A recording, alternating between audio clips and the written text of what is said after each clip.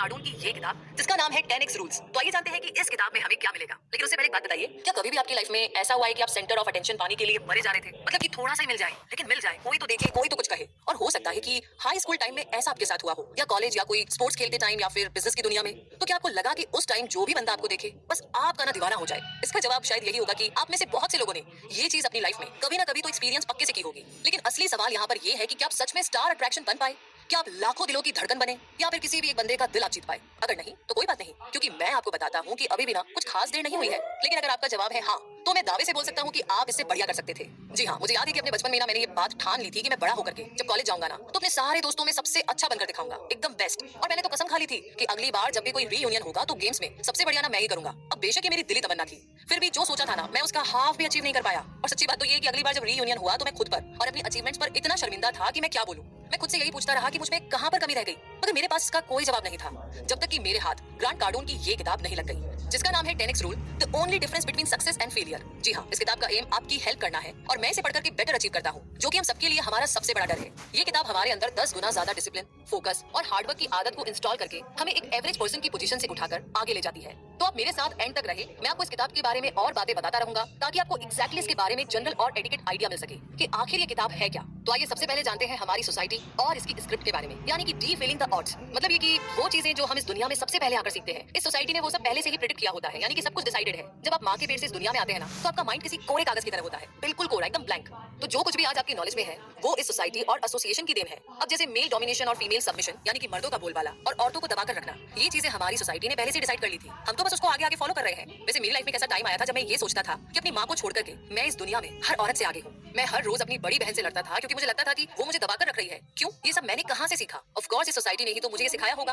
दूसरा मिथ जो हमें सोसाइटी से सीखने को मिला वो ये कि मीडियोकर बने रहने में कोई बुराई नहीं है, और अनलकीली हम भी इसे मान करके फॉलो करने लगते हैं। कार्डून के हिसाब से ये सबसे बड़ा झूठ है जो सोसाइटी ने हमें सिखाया। अगर सोसाइटी को आपका मीडियोकर बनना पसंद है तो ये उसके लिए अच्छा है, ना कि आपके लिए। आपको किसी भी कीमत पर सक्सेसफुल बनने के लिए इस जिंक्स को तोड़ना ही होगा। मैं बचपन से ही अपने डैड को हर रोज सेम चीज करते हुए देखता रहा। वो सालों तक एक ही जॉब करते रहे, सेम स्टेटस, और वो ऐसे ही खुश थे। हालांकि उन्होंने मुझे और मेरे भाई बहनों को स्कूल भेजा, मगर खुद वो अपने स्टेटस से कभी भी आगे नहीं बढ़ पाए। ऐसा लगता था कि यही उनकी किस्मत में लिखा है, क्योंकि वो इसमें कंफर्टेबल हो चुके थे। उनके लिए तो यही बहुत था कि उनके बच्चे लाइफ में तरक्की करें। मगर ये गलत सोच है। अगर मुझे उस टाइम थोड़ी सी समझ होती ना तो शायद मैं अपने डैड को समझाता। एवरेज वर्ड का मतलब ही ऑर्डिनरी है। मेरा विश्वास कीजिए, ये वो चीज नहीं है जिसकी आपको जरूरत है। अब जैसे मान लीजिए, अगर आपके स्कूल, ऑफिस या बाकी जगह में जितने भी लोग हैं सभी बेस्ट बनना चाहते हैं तो आपको ट्राई करना पड़ेगा कि आप सबसे आगे रहे। आपकी डिजायर होनी चाहिए कि आप अपनी कम्युनिटी, डिस्ट्रिक्ट, यहाँ तक कि अपनी कंट्री में भी बेस्ट हो। अपना बेस्ट अचीव करने के लिए आपका एम एवरेज से हायर होना चाहिए। इमेजिन करिए कि आप उन लोगों के कंपेयर में कहां पहुंच जाएंगे जो खुद को स्कूल, वर्क प्लेस या किसी भी जगह में लिमिट में रखते हैं। आप उन लोगों को उनकी डिजायर में मात देकर हर जगह ऑटोमेटिकली बेस्ट होंगे। तो इस बात को और अच्छे से समझने के लिए इमेजिन कीजिए कि आप उन लोगों के कंपेयर में कहां पहुंच जाएंगे जो खुद को स्कूल, वर्क प्लेस या किसी भी जगह में लिमिट में रखते हैं। तो आप उन लोगों को उनकी डिजायर में मात देकर के हर जगह ऑटोमेटिकली बेस्ट होंगे। तो इस बात को और अच्छे से समझने के लिए आइए नजर डालते हैं सक्सेस पर। आखिर ये सक्सेस है क्या? ग्रांट के हिसाब से सक्सेस को बेहतर ढंग से समझने के लिए आपको ना पहले ये 3 चीजें समझनी पड़ेगी। सबसे पहले ये कि सक्सेस के बिना आप अधूरे हैं। जी हाँ, ये बात बहुत ही सिंपल और क्लियर है। जब तक आपको सक्सेस नहीं मिल जाती हमेशा अधूरेपन का एहसास रहेगा। मुझे यकीन है कि आपने कई ऐसे बुजुर्गों को ये रिग्रेट करते हुए सुना होगा कि जब टाइम था तब मुझे ये चीज करनी थी मगर मैं कर नहीं पाया। ऐसे लोग हमेशा हाथ मलते रहते हैं क्योंकि उन्हें लाइफ में वो फुलफिलमेंट वाली फीलिंग नहीं आ पाती। और अगर आपको अब तक कोई भी ऐसा बंदा नहीं मिला तो मेरे डैड की स्टोरी ले लीजिए, जो इसका परफेक्ट एग्जांपल है। आज तक मेरे डैड रोते रहते हैं कि मैंने कैसे अपनी सारी जवानी ऐसे ही वेस्ट कर दी। यही होती है अनफुलफिलमेंट की फीलिंग, यानी कि रिग्रेट से भरी हुई जिंदगी। दूसरी बात यह है जो आपको याद रखनी है, सक्सेसफुल बनना आपकी ड्यूटी है। जी हाँ, मुझे कुछ ऐसे भी लोग मिले हैं जिन्हें लगता है कि उनकी सक्सेस का ठेका उनके पेरेंट्स ने ले रखा है। कुछ दिन पहले एक अमीर आदमी के बेटे ने अपने दोस्त को ये कहा कि उसके पापा उसे सक्सेसफुल बनाने के लिए मेहनत कर रहे हैं। अब ये कोई अच्छी बात थोड़ी है। आपकी सक्सेस आपके हाथ में है और इसे हासिल करने के लिए जो भी करना है, छोटा बड़ा मोटा जो भी काम है, भाई आपको करना है, आपके पेरेंट्स क्यों करेंगे। और तीसरी जो सबसे इंपॉर्टेंट बात है वो ये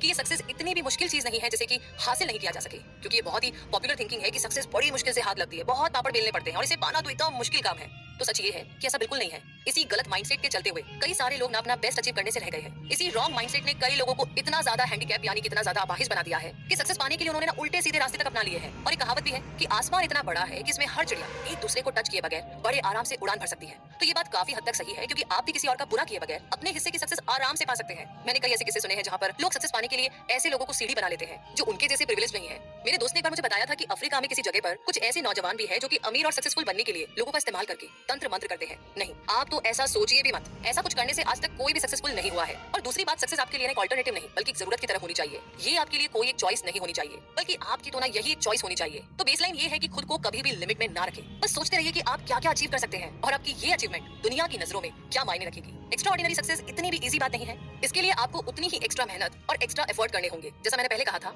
बेस्ट इन द कंट्री बनने के लिए सिर्फ सोचने से काम नहीं चलेगा, इसके लिए आपको बाकियों से कुछ ज्यादा एफर्ट लगाने होंगे। अब ये थोड़ा मेहनत का काम तो है ही, 100% मेहनत तो करनी पड़ेगी, क्योंकि कई सारे लोग चाहते तो है कि वो सक्सेसफुल बने, लेकिन इंप्लीमेंट किए बगैर कहीं भी नहीं पहुंच पाते। ऐसा हाई स्कूल के दिनों में ना मेरे साथ न जाने कितनी बार हुआ है। मैं हर टर्म में डिसाइड करता था, रेजोल्यूशन लेता था कि इस बार क्लास में फर्स्ट आकर दिखाऊंगा, मगर मैं ना बस सोचते ही रह जाता था। मैंने कभी भी उतना एफर्ट ही नहीं किया और इसीलिए मैं कभी भी क्लास में बेस्ट नहीं आया। टॉप में पहुंचने के लिए ना आपको दूसरों से काफी ज्यादा कोशिश करनी पड़ेगी, बस यही है 10x रूल।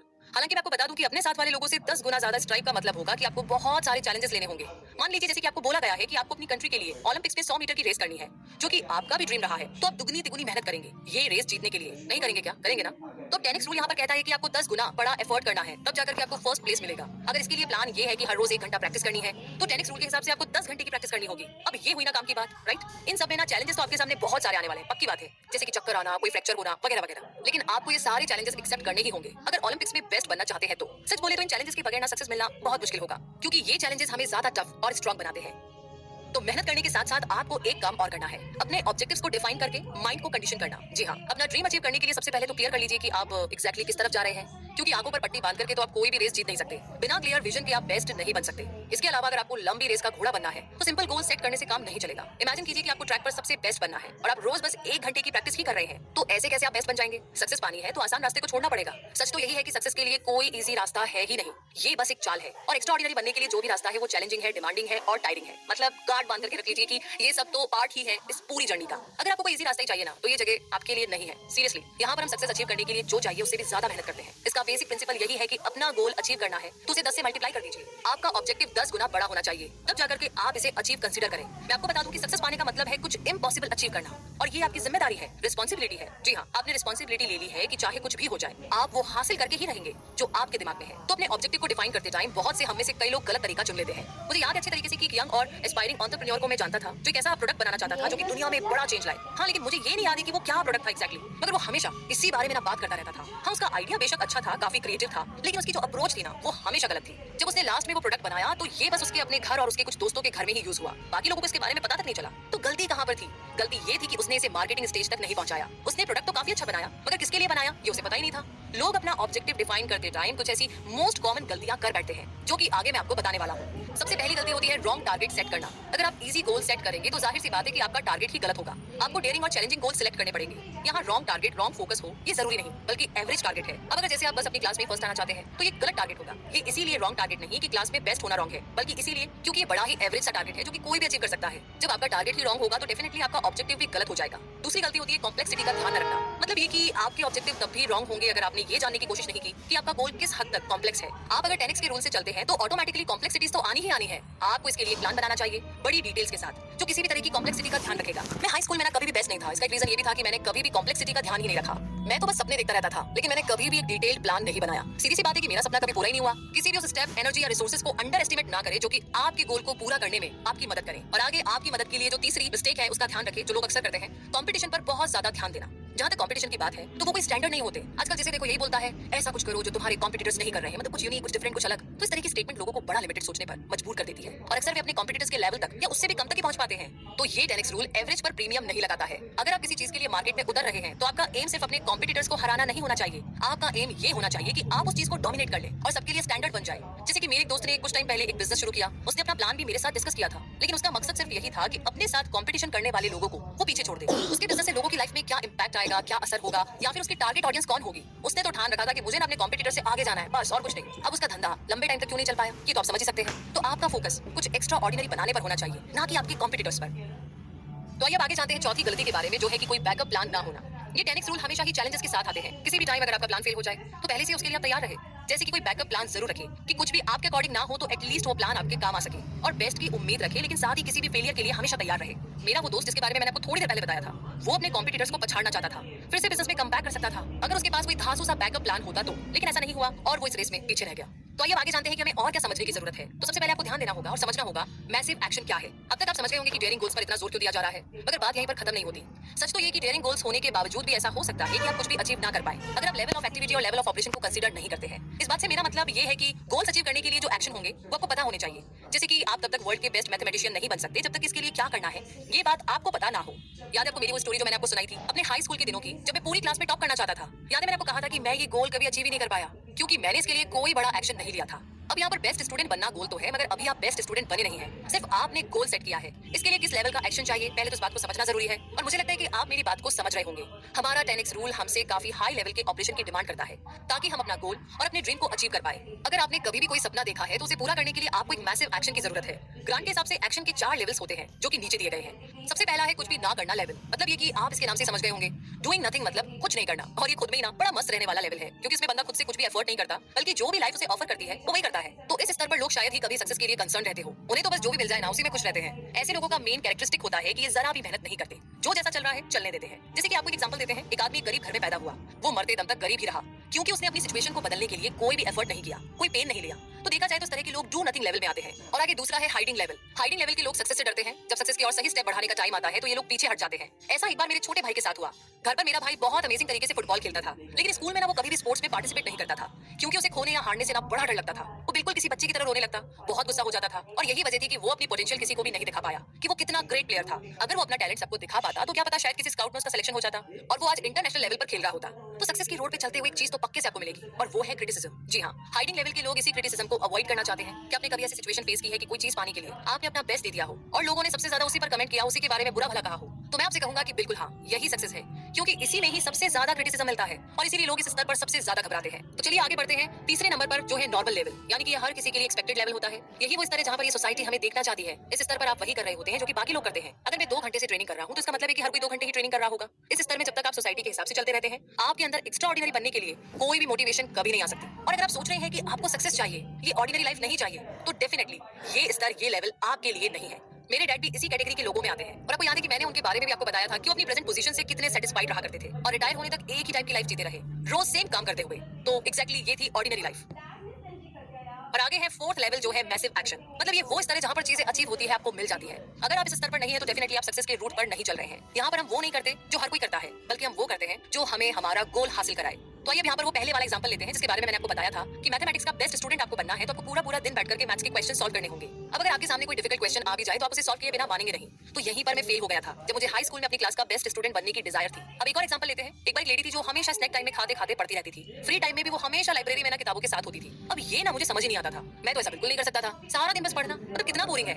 मैं तो दोस्तों के साथ घूमना चाहता था, उनके साथ सॉकर खेलना चाहता था, गप्पे मारना चाहता था, और फिर भी बेस्ट स्टूडेंट बनना चाहता था। बस यही था, लेकिन मैं बेस्ट नहीं बन पाया क्योंकि इसके लिए जो चाहिए था वो तो मैं करता ही नहीं था। जबकि इसके अपोजिट वो लेडी हमेशा अपना काम करती रही जो उसे करना था। फिर हमारा रिजल्ट आया तो सब कुछ एकदम साफ हो गया। वो क्लास में बेस्ट थी और हमेशा रही, मतलब मैं चाह करके भी बेस्ट नहीं बन पाया। बेस्ट तो बहुत दूर दूर की बात है, मैं तो उसके आसपास तक फटक भी नहीं सकता था। जब तक आप मैसिव एक्शन नहीं लेते ना तो कुछ नहीं होने वाला। बेस्ट बनना है तो जितने एक्शन पॉसिबल हो उतने कर लीजिए। इसका मतलब होगा कि आप दूसरों से ज्यादा कर रहे हैं, दूसरों से 10 गुना ज्यादा, जितना कोई सोच भी नहीं सकता। ये ऐसे अप्लाई होता है जैसे कि कोई एक बुक एक मंथ में पढ़ता है, तो आप एक महीने में 10 किताबें पढ़ें। मैसिव एक्शन आपसे डिमांड करता है कि आप 10 गुना ज्यादा एफर्ट करें। मैं आपको श्योर करता हूं कि आप अपना गोल अचीव करने के एक स्टेप और क्लोज आ जाएंगे। मैं जानता हूं कि इस टाइम आप ये सोच रहे होंगे कि भला दूसरों से 10 गुना ज्यादा करना कैसे पॉसिबल है, मतलब कैसे, कभी सोचा ही नहीं इस बारे में। और अगर सोच भी ले तो कितना ज्यादा मुश्किल होगा, हो सकता है हो ही ना पाए। तो एक्जैक्टली आप बिल्कुल ठीक सोच रहे हैं, इसमें कुछ गलत नहीं है, लेकिन हाँ, ये एकदम मुमकिन है, संभव है, पॉसिबल है। इस लाइन को हमेशा ध्यान रखिएगा जब भी आपके दिमाग में ये थॉट आए। आप जितना सोचते हैं उससे कहीं ज्यादा करने के काबिल है। या हम लक या अपॉर्चुनिटी जैसे कॉन्सेप्ट की बात नहीं कर रहे हैं, बल्कि मैसिव एक्शन से सक्सेस अचीव करने पर जोर दे रहे हैं। और आगे जानते हैं इसी के साथ कि एक्सेप्शनल रिजल्ट को कैसे पाया जाए या हमें कैसे मिलेगा। तो कई बार हम अक्सर क्विक रिजल्ट्स के पीछे भागते हैं जो हमें जल्दी से मिल जाए, मतलब बिना मेहनत के। और इस चक्कर में ना तो कोई प्लान बनाते हैं और ना ही सोचते हैं कि हम अपना गोल या ऑब्जेक्टिव कैसे पाएंगे। रिजल्ट पाने के लिए जो चीजें आपको करनी चाहिए या करनी पड़ेगी उन्हें अच्छे से समझना ना बहुत जरूरी है। तो इस किताब को लिखने से पहले मैं खुद एक ऐसा इंसान था जो कि प्रेजेंट मोमेंट पर क्या करना है बस इसी पर फोकस करता था, जबकि मुझे लॉन्ग रन के लिए प्लानिंग करनी चाहिए थी। तो इससे मेरा कभी भी कोई भी फायदा नहीं हुआ, बल्कि मैं हमेशा एवरेज ही रह गया। तो आप खुद से पूछिए सबसे पहले कि 10x रिजल्ट पाने के लिए आपको क्या करना होगा। एक्सेप्शनल रिजल्ट की डिमांड क्या है, ये बात आपको क्लियर होनी चाहिए।